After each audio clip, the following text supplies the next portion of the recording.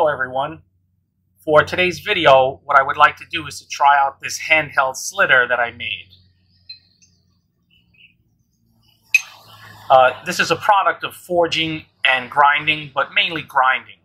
I forged it out just a little bit to draw this down some, but then the remainder of the work, the grinding, was done to get this profile. And this is SKD11, this steel. So that's the same as D2 in the US. And anyone who's used air hardening steels or tried to forge air hardening steels like D2 or H13 will know that it's very difficult to forge this kind of steel out. So basically I want to use this tool for hammer eye forming. And it's just basically a beefed up version of my handled slitter. And so, having that extra mesh should make slitting open an eye just a little bit easier. But the thing that I want to impress upon people is that, a lot of people ask me about tools for hammer eye forming, punches and drifts, and maybe slitters as well. But even with the proper tools, forming eyes by hand is still not easy. So, but having the right tools can make the process just a little bit easier. So today I'm going to work on a smaller piece of stock for this. This is 1050 medium carbon steel, and I have to make a small blade bevel hammer for a customer. And so I'm going to try this handheld slitter out on this. So yeah, let me fire up the forge and we'll see how this works. One other thing though, before I get started on this, is that you'll notice that this slitter, it tapers several ways. So it tapers this way, and then it tapers this way, and then the angles here are also tapered. So what that does is it makes this thing come to a point, but then along the cutting edges here it leaves enough thickness, enough material, so that this tool won't deform so easily. So that, coupled with it being air hardening steel, helps give it a little bit more workability for when you're working hot steel. So yeah, now let me get started and we'll see how easily this slices through. I first use my countersink just to make my marks a little bit more obvious.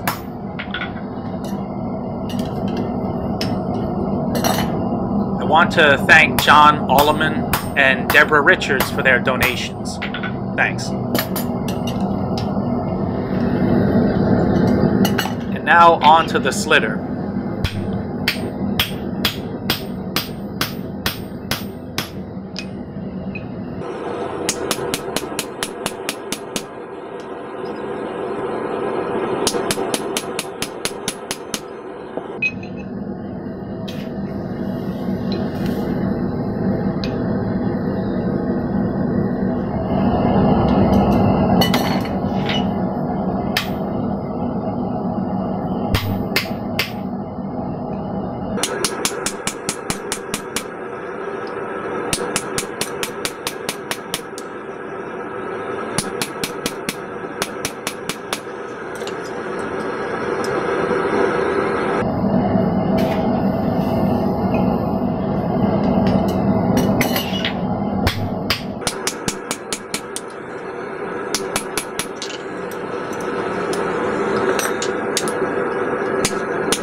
It made pretty quick work slicing through, and after using this I can see how I can change it some to make it even more effective.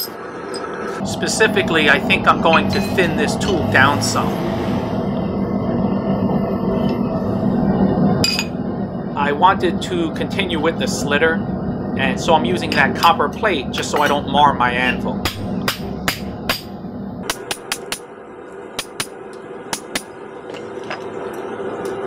I put down the slitter, and this tool here is a gradually tapered drift.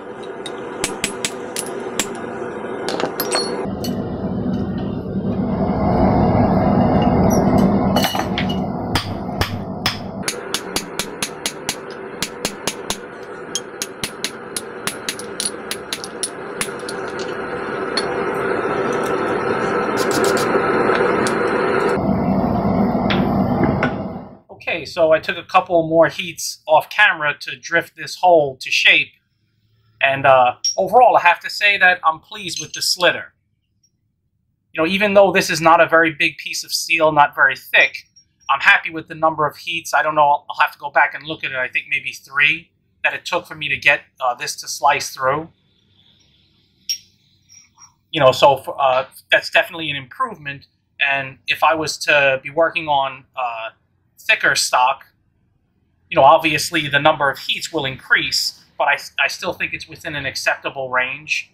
But once I get to a certain point, say about 2 inches, 2-inch diameter, then typically I like to drill a pilot hole then, just to make that a little bit easier and also a little bit more accurate, especially when it's a hammer that's for sale.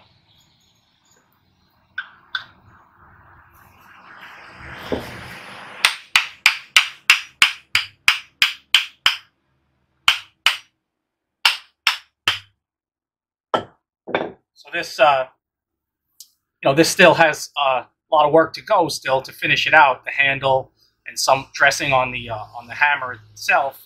But like I said, anything that can help reduce the time and work through hot steel a little bit easier is definitely a welcome tool.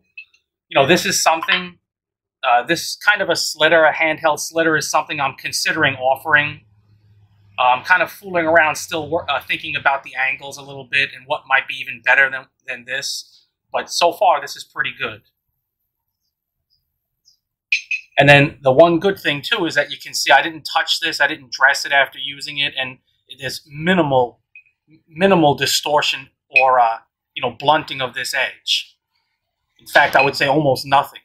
Just maybe at the very, very tip here. So, yeah, overall, pretty pleased with that.